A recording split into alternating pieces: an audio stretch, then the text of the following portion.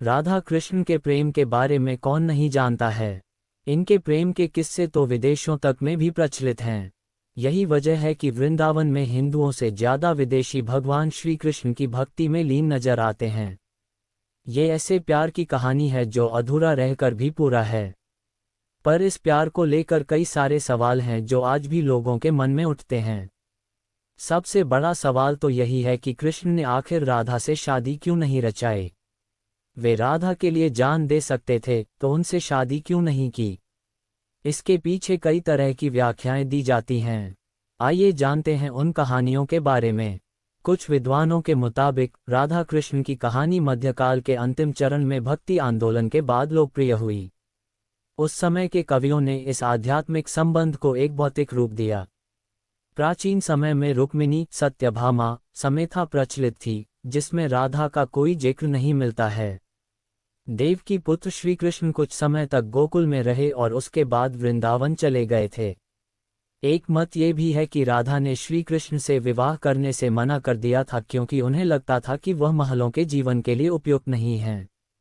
राधा एक ग्वाला थीं, जबकि लोग श्री कृष्ण को किसी राजकुमारी से विवाह करते हुए देखना चाहते थे।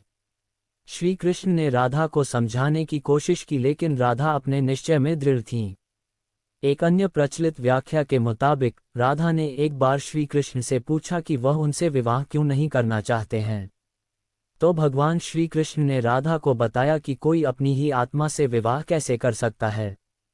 श्री कृष्ण का आशय था कि वह और राधा एक ही हैं, उनका अलग अलग अस्तित्व नहीं है। राधा को यह एहसास हो गया था कि श्री कृष्ण भगवान हैं और वह श्री कृष्ण के प्रति एक भक्त की तरह थीं। वह भक्तिभाव में खो चुकी थीं, जिसे कई बार लोग भौतिक प्रेम समझ लेते हैं। इसलिए कुछ का मानना है कि राधा और श्री कृष्ण के बीच विवाह का सवाल पैदा ही नहीं होता है।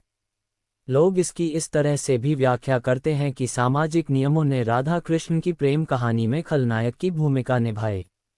राधा और श्री कृष्ण की सामाजिक पृष्ठभूमि उनके विवाह की अनुमति नहीं देती थी। वैसे भी उनका प्यार वैवाहिक जीवन के प्यार से ज़्यादा स्वाभाविक और आध्यात्मिक था। कृष्णा और राधा एक दूसरे से आत्मीय तौर पर जुड़े हुए थे, इसीलिए हमेशा राधा कृष्ण कहा जाता है, रुक्मिणी कृष्ण नहीं। रुक्मिणी ने भी श्री कृष्ण को पाने के लिए बहुत जतन किए थे। वह अपने भाई रुक्मी के खिलाफ चली गई थीं। रुक्मिणी भी राधा की तरह श्री कृष्ण से प्यार करती थीं। रुक्मिणी ने श्री कृष्ण को एक प्रेम पत्र भी भेजा था कि वह आकर उन्हें अपने साथ ले जाएं। प्रेम पत्र में रुक्मिणी ने 7 श्लोक लिखे थे। रुक्मिणी का प्रेम पत्र श्री कृष्ण के दिल को छू गया और उन्हें रुक्मिणी का अनुरोध स्वीकार करना पड़ा। इस तरह रुक्मिणी श्री कृष्ण की पहली पत्नी बन गईं। वहीं दूसरी तरफ श्री कृष्ण और राधा को विवाह की आवश्यकता ही नहीं थी। राधा श्री कृष्ण के बचपन का प्यार थी। श्री कृष्ण जब 8 साल के थे तब दोनों ने प्रेम की अनुभूति की। इसके बाद पूरी जिंदगी श्री कृष्ण से नहीं मिलीं। राधा श्री कृष्ण के दैवीय गुणों से परिचित थीं। उन्होंने जिंदगी भर अपने मन में प्रेम की स्मृतियों को बनाए रखा। यही उनके रिश्ते की सबसे बड़ी खूबसूरती है। ब्रह्मवैवर्त पुराण के अनुसार पृथ्वी पर आने से पहले राधा की एक बार कृष्ण की सेविका श्रीदामा से बहस हो गई थी। राधा रानी क्रोधित हो गईं और श्रीदामा को राक्षस के रूप में पैदा होने का श्राप दे दिया। बदले में श्रीदामा ने भी राधा को श्राप दे दिया कि वह एक मानव के रूप में जन्म लेंगी और अपने प्रियतम से 100 साल के लिए बिछड़ जाएंगी। उसके बाद तुम्हें फिर से श्रीहरि की संगति प्राप्त होगी और तुम गोकुल को वापस लौटोगी। ये भी मान्यता है कि श्री कृष्ण ने राधा से इसलिए विवाह नहीं किया क्योंकि वह साबित करना चाहते थे कि प्रेम और विवाह 2 अलग अलग चीजें हैं।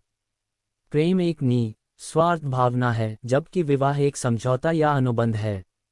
एक मत के मुताबिक श्री कृष्ण ने राधा से इसलिए विवाह नहीं किया ताकि मनुष्यों को आंतरिक प्रेम के बारे में सिखाया जा सके। राधा श्री कृष्ण का संबंध कभी भी भौतिक रूप में नहीं रहा, बल्कि वह बहुत ही आध्यात्मिक प्रकृति का है। पौराणिक कथाओं में प्रचलित अन्य कथाओं की तुलना राधा कृष्ण से नहीं की जा सकती है। उनका प्रेम हमेशा मानव जाति के लिए आध्यात्मिक प्रकाश की तरह जीवित रहेंगे। अगर वीडियो पसंद आई तो हमारे चैनल को सब्सक्राइब करें। धन्यवाद।